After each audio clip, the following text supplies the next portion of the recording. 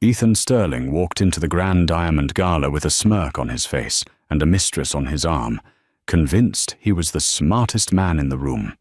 He had told his wife, Sophia, that he was working late, leaving her at home in her sweatpants to scrub the dishes.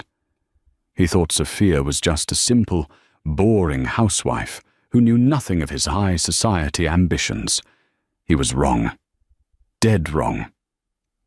Ethan didn't know that the champagne he was drinking, the venue he was standing in, and the $50 million diamond collection everyone was whispering about all belonged to the woman he left at home.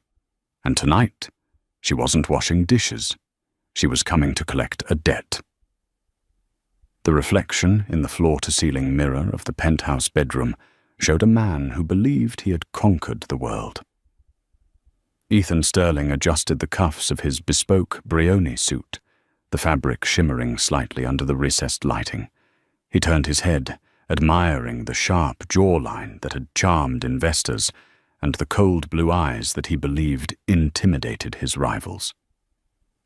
At 32, Ethan was a mid-level executive at a logistics firm, but in his mind, he was a titan of industry waiting to be crowned. "Are you sure you have to go tonight?" The soft voice broke his concentration. Ethan didn't turn around. He watched through the mirror as Sophia, his wife of 4 years, entered the room.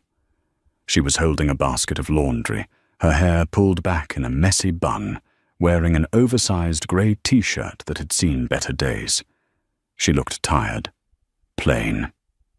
"Sophia, we've been over this," Ethan sighed, spraying a mist of Tom Ford Oud wood on his neck.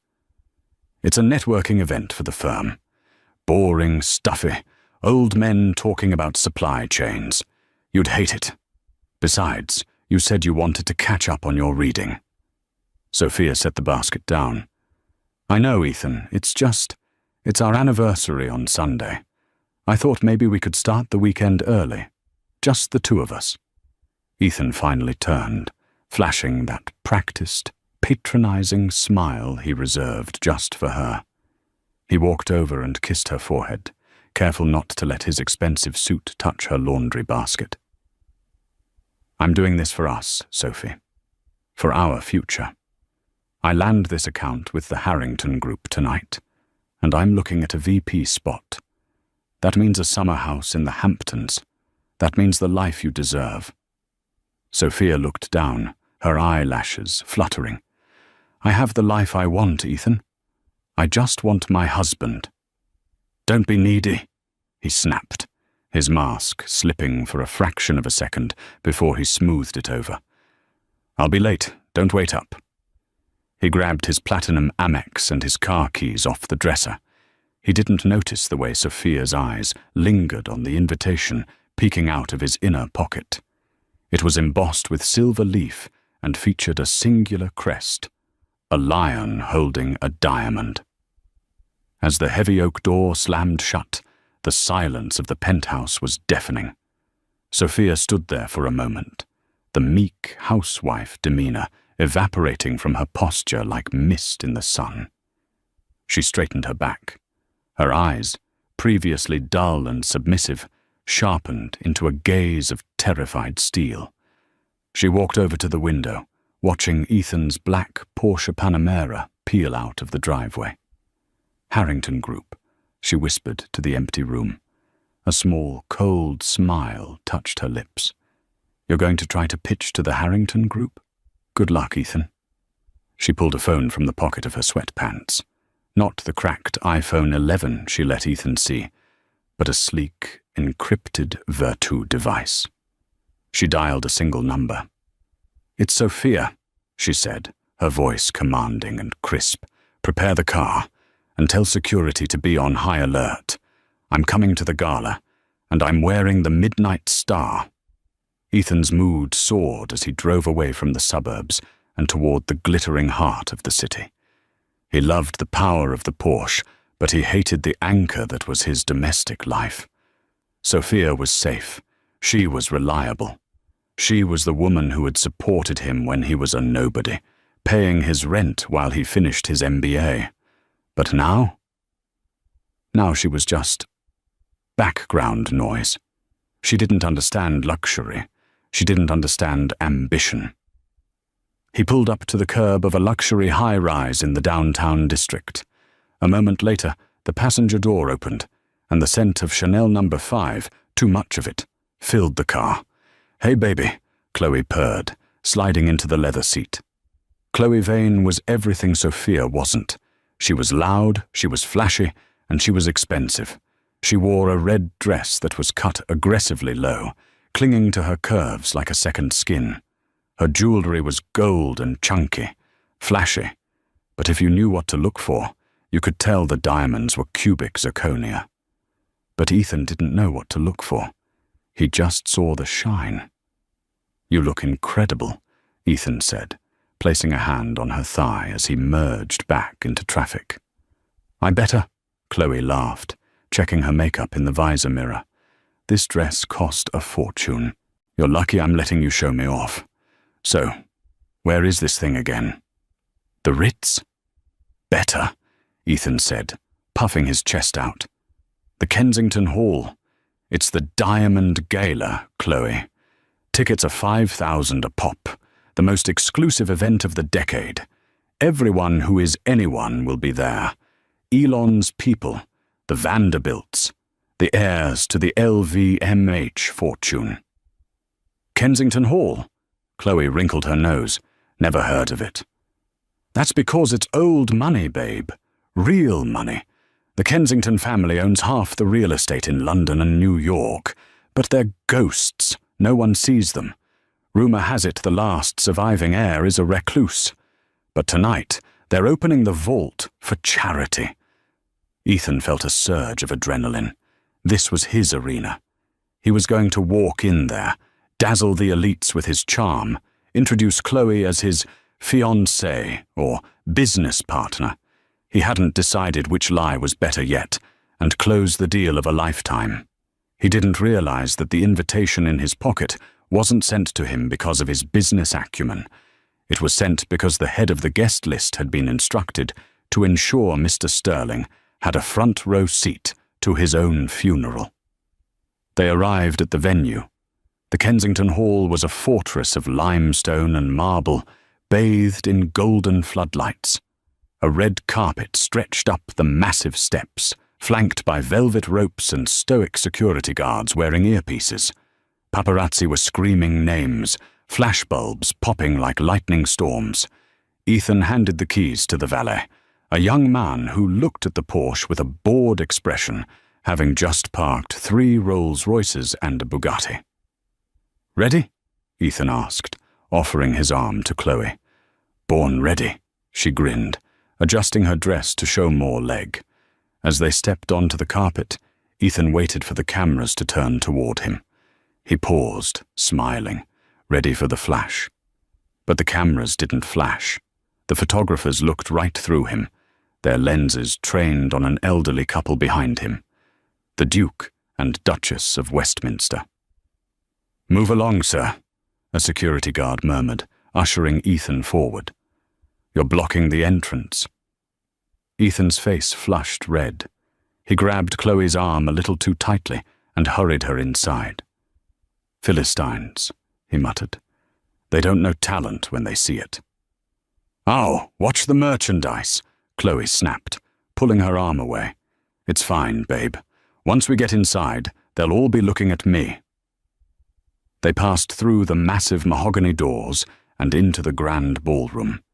If the outside was impressive, the inside was otherworldly. Crystal chandeliers the size of small cars hung from the vaulted ceiling. The walls were draped in silk. A live orchestra played a haunting waltz from a balcony above. And everywhere there were diamonds. Women wore necklaces that could pay off the national debt of a small country. Ethan took a deep breath. "Okay, Chloe. Game face. We find Mr. Harrington, we charm him, and we leave legends." He didn't notice the eyes on them.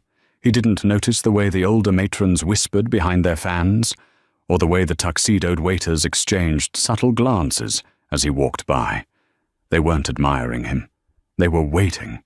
The atmosphere in the ballroom was thick with wealth. It was a tangible weight. Ethan grabbed 2 glasses of champagne from a passing tray, handing one to Chloe, who immediately downed half of it. "Slow down," Ethan hissed. "We need to look refined." "It's an open bar, Ethan. Relax." She rolled her eyes. "So, where's this Harrington guy?" Ethan scanned the room. He spotted Marcus Harrington, the CEO of Harrington Logistics, standing near the ice sculpture. He was a tall, imposing man with silver hair, talking to a group of serious-looking individuals. "Stay here," Ethan said. "Actually, no. Come with me. Just nod and smile." Ethan approached the circle, projecting confidence. "Mr. Harrington, wonderful evening, isn't it?" Marcus Harrington turned slowly. His eyes were cold, analyzing Ethan like a bug under a microscope. "And you are?" "Ethan Sterling. We exchanged emails regarding the logistics merger in the tri-state area. I represent Sterling & Co." "Ah," Harrington said, his tone flat. "The email sender." "I thought we could discuss the synergy between our firms," Ethan pressed, ignoring the dismissal in Harrington's tone. "This is my partner, Chloe." Chloe waved, holding her empty glass. "Hiya." Harrington looked at Chloe, then back at Ethan. A look of distinct distaste curled his lip. "Mr. Sterling, this is a charity gala for the preservation of historical arts. It is hardly the place to discuss synergy. Furthermore," Harrington paused, glancing at someone over Ethan's shoulder, "I was under the impression you were a family man. I believe your bio stated you were happily married to a—" "Sophia?" Ethan froze. The blood drained from his face. "Yes. Sophia couldn't make it. She's ill. Terrible flu. This is Chloe, my executive assistant." "Executive assistant," Harrington repeated, looking at Chloe's dress. "I see. Well, Mr. Sterling, I make it a policy never to do business with men who lack judgment. If you manage your personal life this sloppily, I can only imagine what you do with my supply chain." Harrington turned his back on Ethan, effectively ending the conversation. Ethan stood there, stunned. Humiliation burned in his chest. "Old dinosaur," he whispered to Chloe. "He doesn't know what he's missing." "He was rude," Chloe huffed. "Let's go find the food. I'm starving." Ethan dragged her toward the buffet, trying to salvage his ego. "Forget him. There are bigger fish here. Look, that's the CEO of Vander Woodson Tech." As they moved through the crowd, Ethan began to hear the whispers. At first, he thought they were just background noise, but the name kept coming up. "Is she coming?" "Heard the heiress is making an appearance." The Kensington heir, wearing the midnight star. "Who is this heiress everyone is talking about?" Chloe asked, picking at a lobster tail. "Some old lady, probably," Ethan dismissed, scanning the room for his next target. "The Kensington family hasn't been seen in public for years, probably rolling her out in a wheelchair to wave at the peasants." Suddenly the lights in the ballroom dimmed. The orchestra stopped playing. A hush fell over the crowd of 300 people. A spotlight hit the top of the grand staircase. The master of ceremonies, a man with a booming British accent, stepped up to the microphone. "Ladies and gentlemen," he announced, "distinguished guests, it is my distinct honor to welcome the host of this evening, the chairwoman of the Kensington Foundation, the owner of this hall, and the sole heiress to the Kensington Diamond legacy." Ethan looked up, bored. He checked his watch. He was wondering if he could leave early and take Chloe to a club. "Please welcome," the voice boomed, "Mrs. Sophia Kensington Sterling." Ethan dropped his champagne glass. It shattered on the marble floor, the sound echoing in the silence. "Sophia?" He looked up at the top of the stairs. The woman standing there was not the woman he had left in sweatpants. She was wearing a gown of midnight blue velvet that hugged a figure he had ignored for years.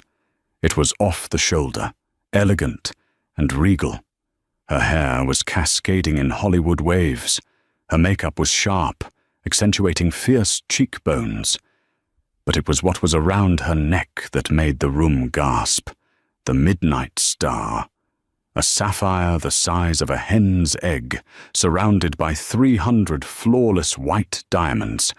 A piece of jewelry worth more than Ethan would earn in 10 lifetimes.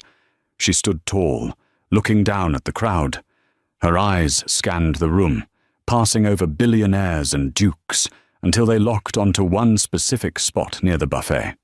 She locked eyes with Ethan, and then she smiled. It wasn't a loving smile. It was the smile of a predator looking at a wounded gazelle. Ethan felt his knees buckle. "No," he whispered. That's impossible." Chloe looked up, squinting. "Hey, doesn't that look like your wife? But hot?" Ethan didn't think. He reacted. His brain was misfiring, unable to reconcile the image of the woman scrubbing his floors with the queen descending the marble staircase. It had to be a prank, a hallucination. Or worse, she was spending his money to play dress-up. "Sophia!" Ethan barked, his voice cracking slightly. He shoved past a waiter holding a tray of caviar blinis. "Sophia, what the hell is this?" He started marching toward the staircase, his face twisted in a mix of confusion and rage. He expected the crowd to part for him. He was the husband, after all. He was the head of the household, but the crowd didn't part. They tightened. A wall of black tuxedos materialized in front of him. 3 men, each built like a linebacker, blocked his path. The man in the center was older, with a scar running through his eyebrow and an earpiece coiled like a snake behind his ear. This was Arthur Thorne, the head of Kensington Private Security, a man who used to run protection details for prime ministers. "Step aside," Ethan commanded, trying to summon his executive voice. "That is my wife." Arthur Thorne didn't blink. He looked down at Ethan with the kind of pity one might show a dog running into traffic. "Sir," Thorne said, his voice a low rumble that vibrated in Ethan's chest. "Please lower your voice. You are disturbing the guests." "Disturbing the— I'm her husband," Ethan shouted, pointing a shaking finger at Sophia, who had reached the bottom of the stairs. She was currently accepting a kiss on the hand from the Duke of Westminster. She hadn't even glanced in Ethan's direction since that first smile. "Miss Kensington is not receiving personal inquiries at this time," Thorne said calmly. "Miss Kensington, her name is Mrs. Sterling." Ethan lunged forward, trying to push past Thorne. It was a mistake. In a blur of motion, Thorne caught Ethan's wrist. He didn't twist it. He simply held it with a grip like iron. The pressure was immense. Ethan gasped, his knees buckling slightly. "Let go of me!" Ethan squeaked. "Ethan, stop it!" Chloe hissed, appearing at his elbow. She looked terrified. She had been scanning the room and realized something Ethan hadn't. Everyone was staring at them with disgust. "You're making a scene. Let's just go." "I'm not going anywhere until she explains why she's wearing a necklace that costs more than our apartment," Ethan snarled, yanking his arm free. At that moment, Sophia turned. She didn't shout. She didn't look angry. She simply raised one elegant hand, and the entire ballroom, filled with 300 of the world's most powerful people, went silent. She walked toward Ethan. The crowd parted for her like the Red Sea. Her heels clicked rhythmically on the marble floor. Click, click, click. A countdown to destruction. She stopped 3 feet away from him. Up close, she looked even more radiant and more terrifying. The midnight star blazed at her throat. "Sophia," Ethan breathed, his anger suddenly replaced by confusion. "Babe, what is going on? Why didn't you tell me you knew these people? We can use this. Introduce me to Harrington properly." He reached out to touch her arm. Sophia took a half step back, avoiding his touch as if he were contagious. "Ethan," she said. Her voice was smooth, cultured, the voice of old money, not the tired whisper he was used to. "You seem confused.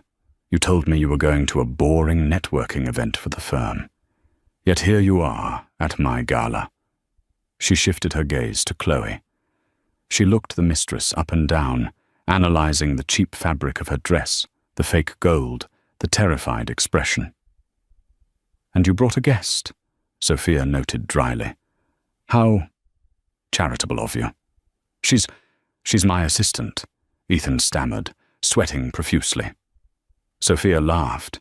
It was a light, tinkling sound that chilled the blood of everyone who heard it. "Oh, Ethan, you never were a good liar. Chloe Vane, 24, aspiring Instagram model, currently unemployed. You met her 3 months ago at the Sky Bar. You bought her that bracelet with our joint savings account. Transaction date, October 14th. The crowd gasped. Chloe's eyes went wide.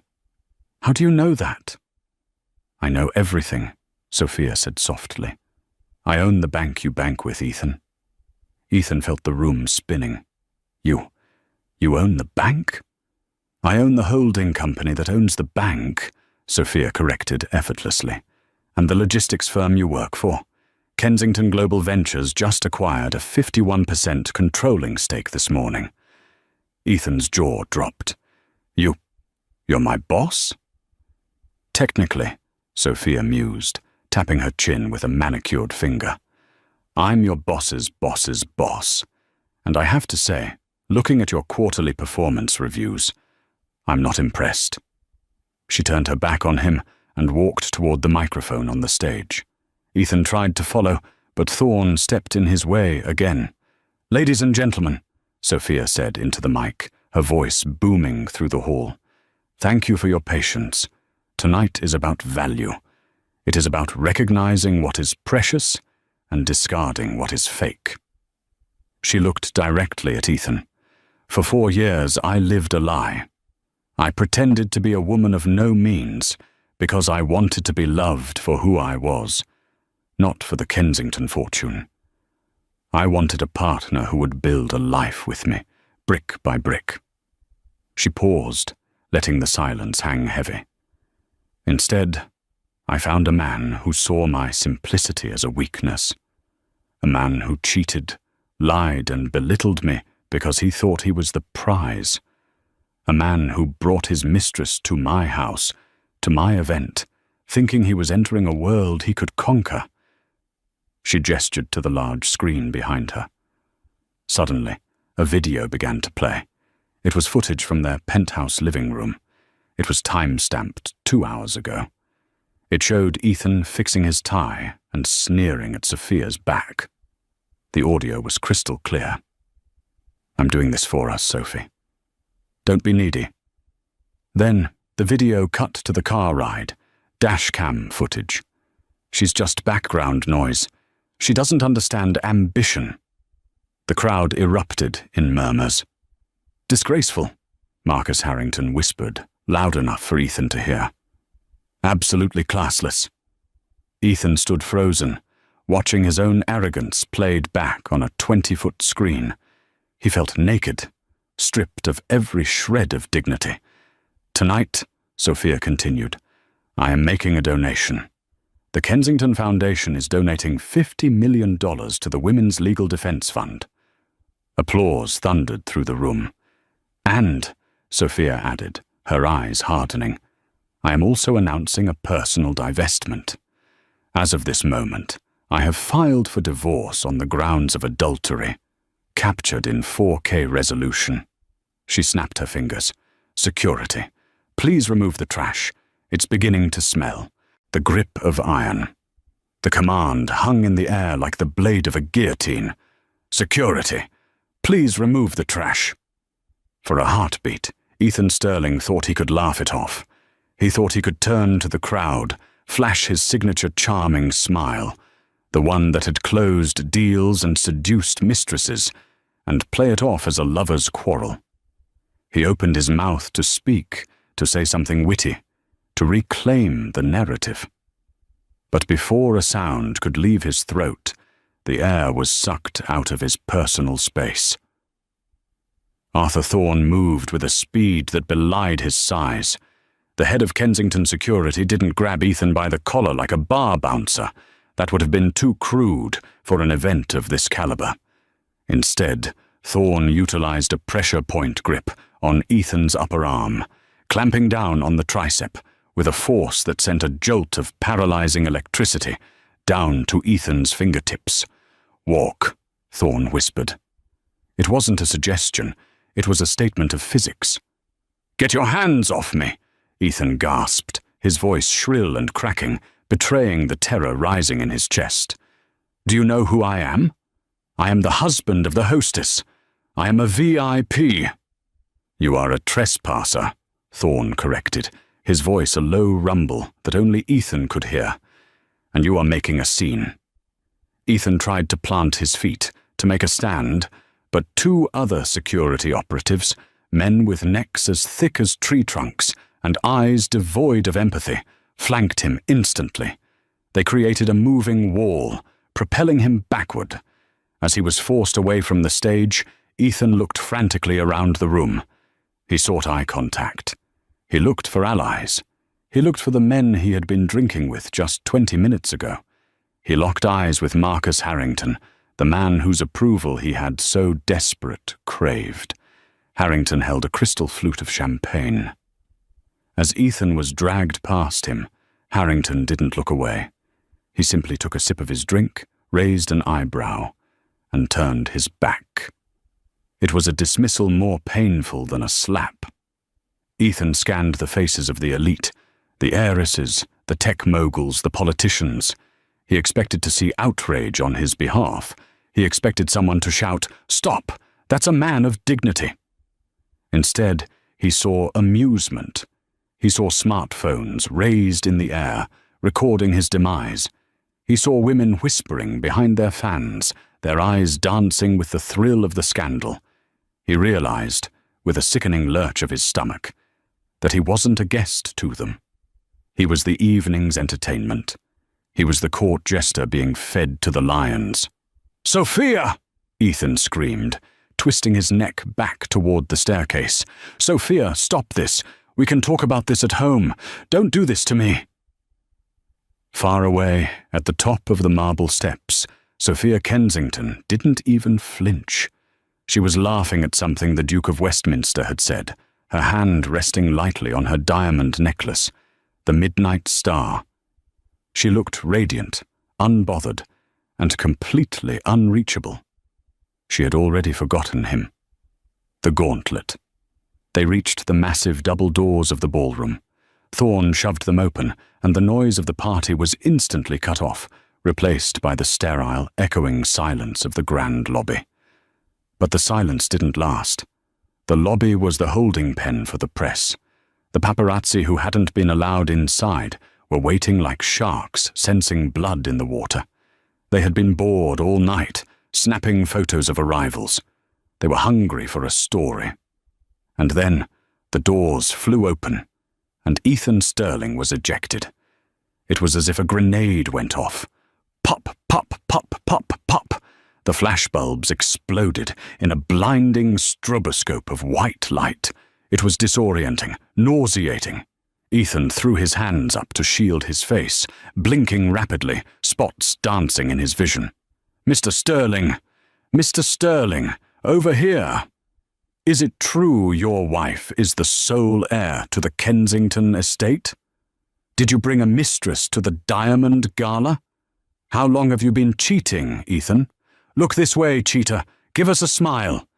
The questions were bullets, fired in rapid succession. How did they know? The video inside had only played 2 minutes ago. How did the press outside already know about the mistress? Social media, Ethan realized with horror. The people inside had been live streaming. The story was already trending.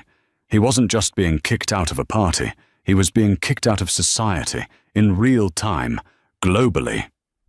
"No comment," Ethan shouted, pushing a microphone away from his face. "Get that camera out of my face. I'll sue you. I'll sue all of you. You'll need a lawyer for that," a photographer shouted back, laughing. "Can you afford one now?" Thorne and his team didn't stop. They marched Ethan through the gauntlet, using him as a plough to part the sea of reporters. They reached the revolving glass doors of the entrance. "This is where we part ways, Mr. Sterling," Thorne said. With one final firm shove, Ethan was thrust out into the cool night air of the city sidewalk. He stumbled, his expensive Italian dress shoes slipping on the pavement, and he fell to one knee. The heavy glass doors spun shut behind him. Two large guards took up positions in front of them, arms crossed. The fortress was sealed, the shattering of the illusion. Ethan scrambled to his feet, brushing the grit off his bespoke trousers. His heart was hammering against his ribs like a trapped bird. "Chloe!" he yelled, looking around wildly. The revolving door spun again, and Chloe Vane emerged. She wasn't being dragged. She had walked out voluntarily, but quickly, covering her face with a clutch purse to hide from the cameras. She looked furious. Her mascara was smudged, and the cheap fabric of her red dress looked garish under the harsh streetlights. "Chloe!" Ethan rushed toward her, relief flooding his veins. At least he wasn't alone.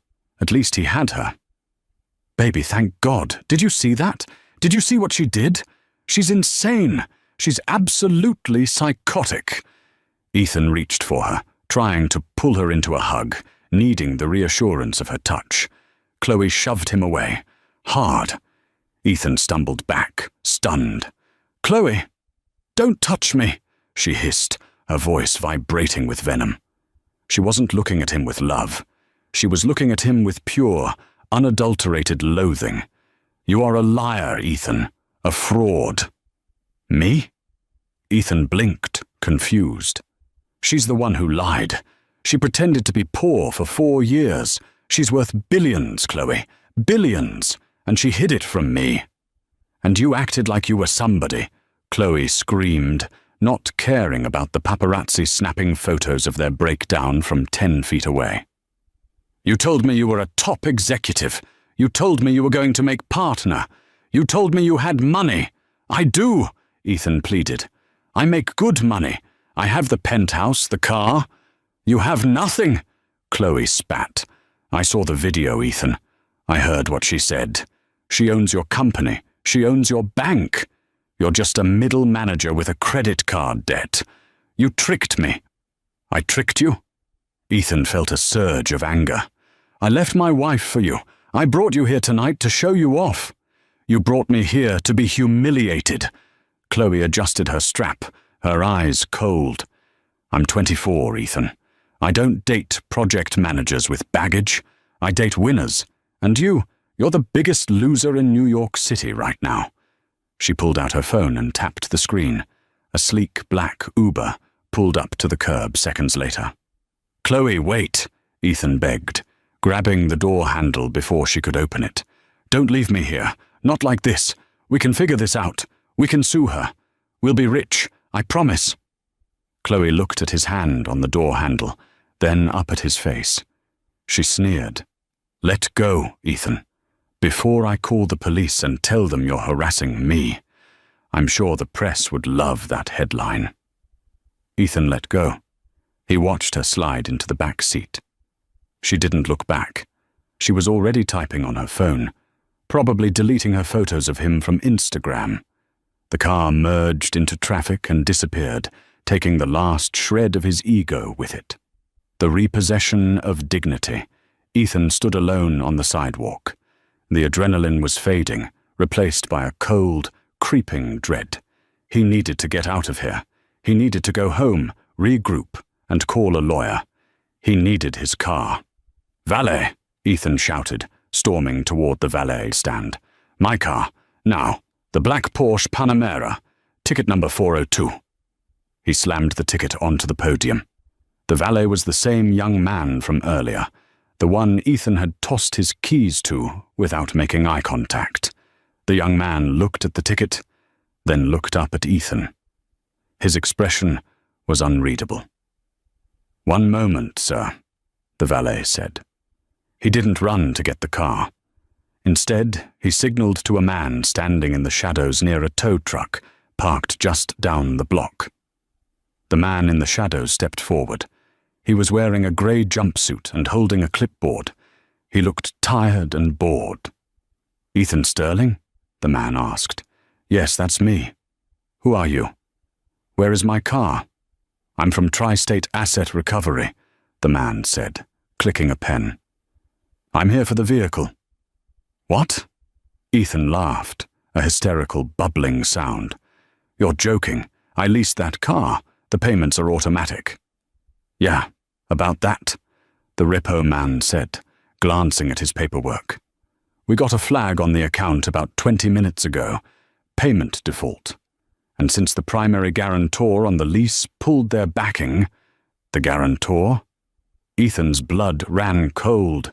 "Sophia co-signed the lease?" "Says here the lease was backed by Kensington Ventures," the man read. "They revoked the guarantee, which means the contract is void effective immediately. We're taking the car." "You can't leave me here," Ethan shouted. "I have no way home." The valet stepped forward, dangling the keys. "Actually, Mr. Sterling, there are personal items in the vehicle. Would you like to retrieve them before we tow it?" Ethan snatched the keys and ran to the Porsche. He opened the door, desperate to sit in the familiar leather seat to feel safe. "Sir, you can't start the engine," the repo man warned. "Just the personal items." Ethan grabbed his sunglasses and a pack of gum from the center console. He looked at the steering wheel, the symbol of his success. He gripped it one last time. "Time's up," the repo man said. Ethan stepped out. He watched as they hooked his car, his beautiful, sleek, German-engineered identity, onto the back of the dirty truck. He watched as they hoisted it up like a carcass. The digital execution. The truck drove away. Ethan was left standing on the curb in his tuxedo, holding a pack of gum and a pair of sunglasses. It started to drizzle. Of course it did. He reached into his pocket for his phone. He needed to call an Uber. He opened the app. Payment method declined. He frowned. He switched to his Platinum Amex. Payment method declined. He switched to his debit card. Card declined. Contact your financial institution. Panic, cold and sharp, pierced his chest. He opened his banking app.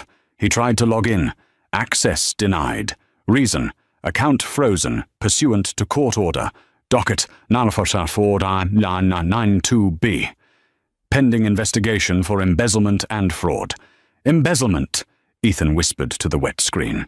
A notification banner dropped down from the top of his screen. It was an email. Priority high. Sender: Human Resources. Sterling Logistics. A Kensington company. His fingers trembled so badly he almost dropped the phone. He opened the email. "Mr. Sterling, effective immediately. Your employment with Sterling Logistics is terminated for cause.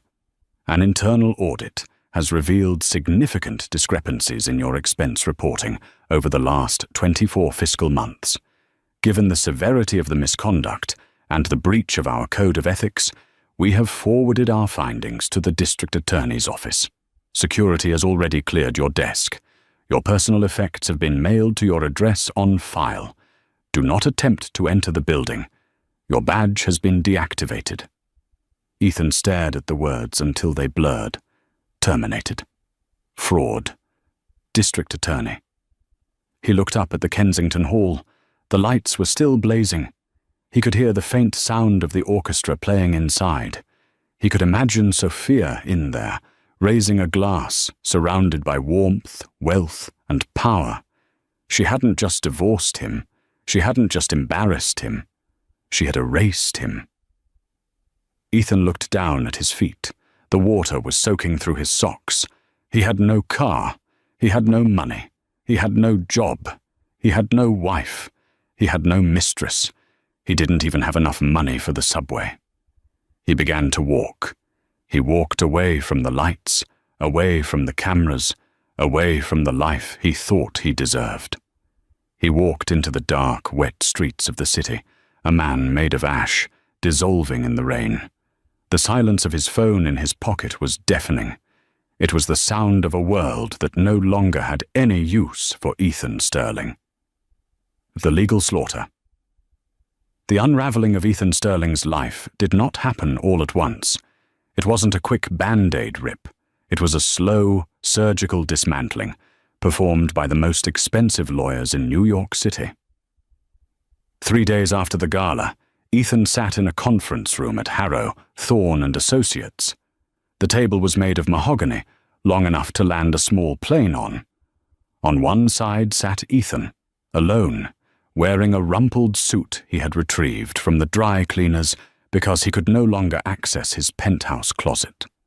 On the other side sat a phalanx of 6 lawyers, led by a woman named Evelyn Sharp. She was known in the city as the Guillotine. Sophia wasn't there. Of course she wasn't. "Mr. Sterling," Evelyn Sharp began, adjusting her rimless glasses. She didn't look up from the file in front of her. "We are skipping the pleasantries. My client, Miss Kensington, has instructed us to expedite this process. She is generous, but she is not foolish." "I want half," Ethan blurted out, his voice sounding thin and pathetic in the acoustic perfection of the room. "I know the law. We were married for 4 years. California is a community property state. Her assets—" Evelyn finally looked up. Her eyes were dead. "You signed a prenuptial agreement, Mr. Sterling." "I signed a napkin," Ethan argued. "She told me it was just a formality, because her grandmother left her a small trust fund. I didn't know she was the Kensington." "Ignorance of the asset portfolio does not invalidate the signature," Evelyn said coldly. She slid a document across the table. "However, that is the least of your worries. Ms. Kensington is willing to forgo the adultery lawsuit for emotional distress and public humiliation, which, given the viral nature of the video footage from the gala, would likely bankrupt you for 3 lifetimes. In exchange, you will sign this NDA and walk away." "Walk away with what?" Ethan asked, sweating. "Your freedom," Evelyn replied. "Because if you don't sign, we release the forensic audit of your expense reports from your time at the logistics firm." Ethan froze. The air left his lungs. "Over the last 2 years," Evelyn read from a sheet, "you expensed $24,000 in client dinners that were actually dates with Miss Chloe Vane. You expensed travel accommodations that were weekend getaways to Cabo. That is corporate embezzlement, Mr. Sterling, grand larceny, prison time." Ethan slumped in his chair. He realized then that Sophia hadn't just been washing his dishes and folding his laundry all those years. She had been watching. She had known every lie, every stolen dollar, every betrayal. She had held the sword over his neck the entire time, waiting for him to give her a reason to drop it. He picked up the pen. His hand shook so violently he could barely write. He signed his life away. The social excision. If the legal battle was a slaughter, the social fallout was a nuclear winter. Ethan found out that friends in high society are not actually friends. They are barnacles that attach themselves to the hull of a successful ship. When the ship sinks, the barnacles detach instantly. He tried to call Marcus, his best man, from the wedding. "The number you have dialed has been disconnected, or is no longer in service." He tried to text Brad, a VP at a rival firm he used to golf with. "Read at 4:15 p.m. No reply. Then came the internet. The video of Sophia revealing his affair on the giant screen at the gala had gone viral. It had 45 million views on TikTok. He was a meme.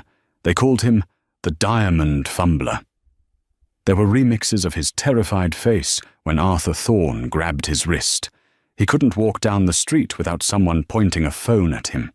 He had become the face of arrogance and failure. And Chloe? The woman he had destroyed his marriage for? 2 weeks after the gala, Ethan was sitting in a dive bar in Queens, drinking cheap beer because his credit cards were frozen. The TV above the bar was tuned to an entertainment news channel. "Coming up next," the anchor chirped, "an exclusive interview with the woman caught in the middle of the Kensington scandal. Chloe Vane tells all." Ethan watched in horror as Chloe appeared on screen. She was crying, fake, dry tears. "I didn't know," Chloe sobbed into the camera. "Ethan told me they were separated. He told me she was abusive. I was a victim too. He manipulated me just like he manipulated her. I just want Sophia to know. I'm so sorry. Girl power, you know?" "Liar!"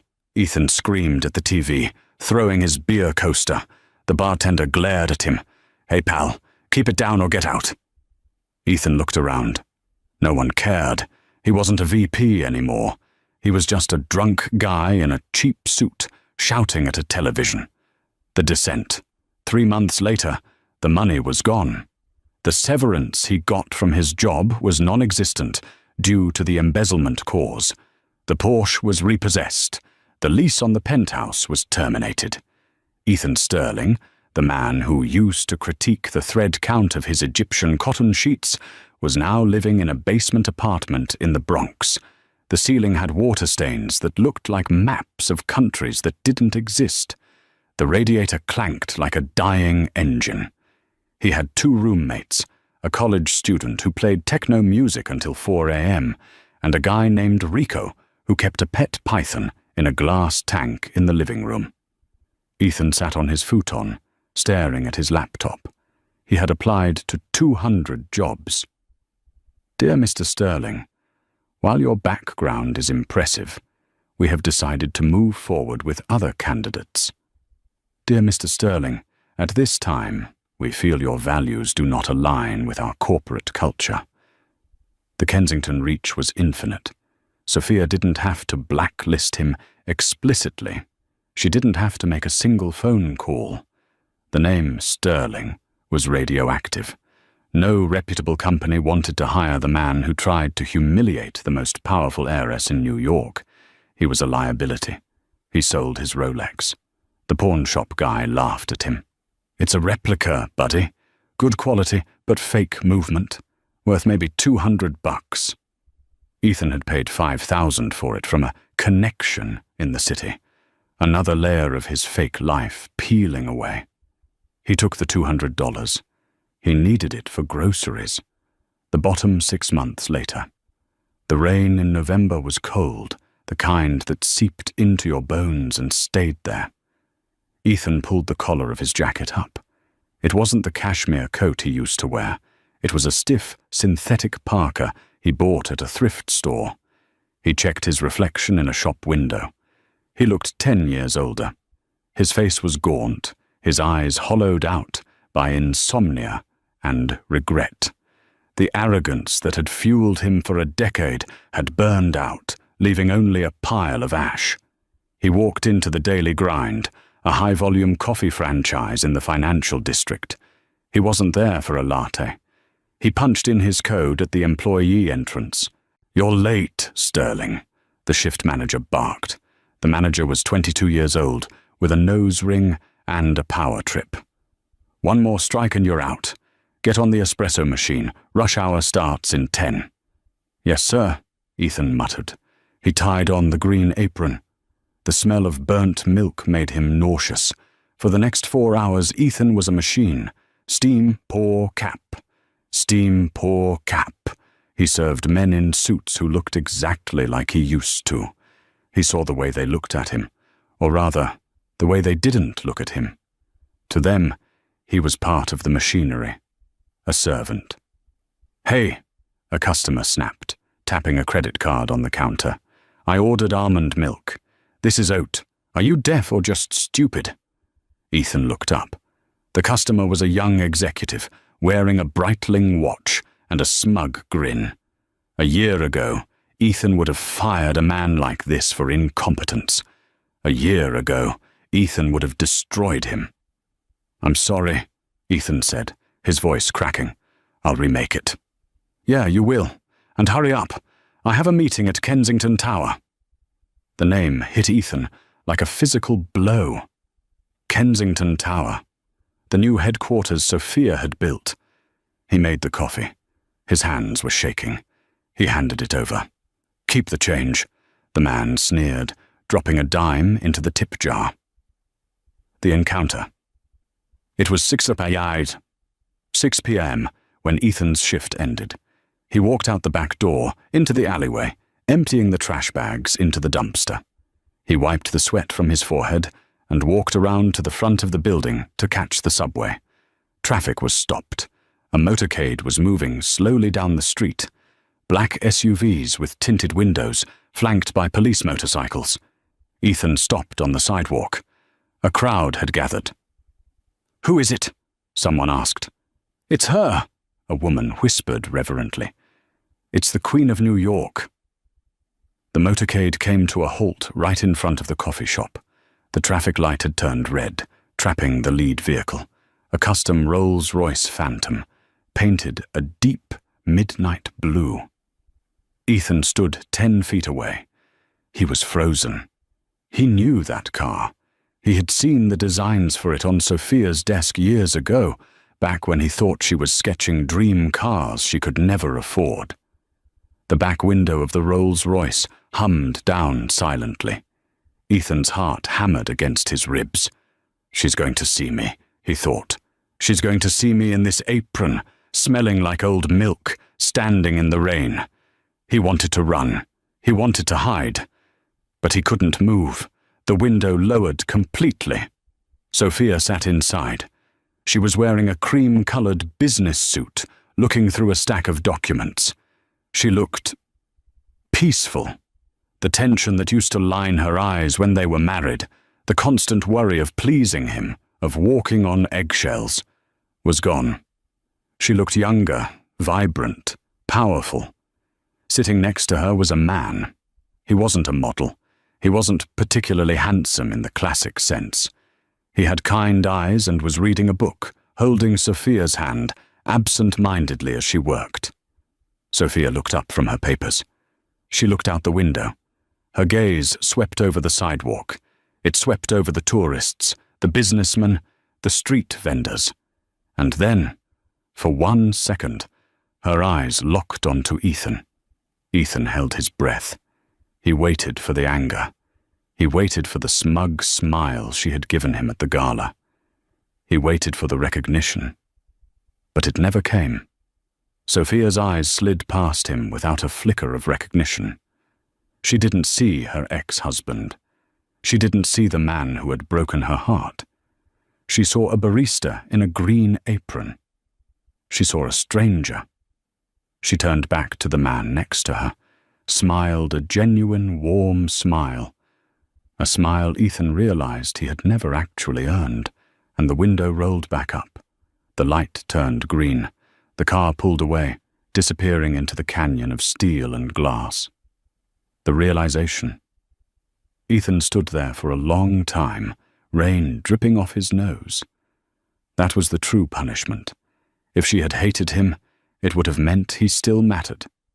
If she had mocked him, it would have meant he still held power over her emotions. But she didn't hate him. She had simply deleted him. He was the one who had told her, years ago, "You're just background noise, Sophia." Now, the universe had balanced the scales. He was the background noise. He was the static in someone else's broadcast. Ethan looked down at his hands. They were red and chapped from the sanitizer and hot water.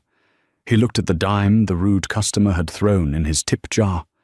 He realized then that the Diamond Gala hadn't been the night he lost his money. It was the night he lost his delusion. He had spent his whole life chasing diamonds, thinking he was a jeweler, only to find out he was just the velvet cushion, meant to hold the treasure for a moment, and then be discarded when he stopped being useful. He turned around and walked toward the subway station, descending into the dark, underground tunnels, leaving the glittering world of Sophia Kensington far, far above him. Ethan's story is a brutal reminder that true value isn't found in flashiness, loud posturing, or the illusion of success. He mistook Sophia's humility for weakness and her silence for ignorance. In doing so, he didn't just lose a fortune, he lost the only person who had actually loved him for who he was, by the time he realized that the boring housewife was the architect of his entire life. The foundation had already crumbled. He learned the hard way that in the game of life, the king might move one space at a time, but the queen can go wherever she wants, and checkmate comes when you least expect it. Wow, talk about instantaneous karma. If you enjoyed watching Ethan get exactly what he deserved, make sure to hit that like button. It really helps the channel grow.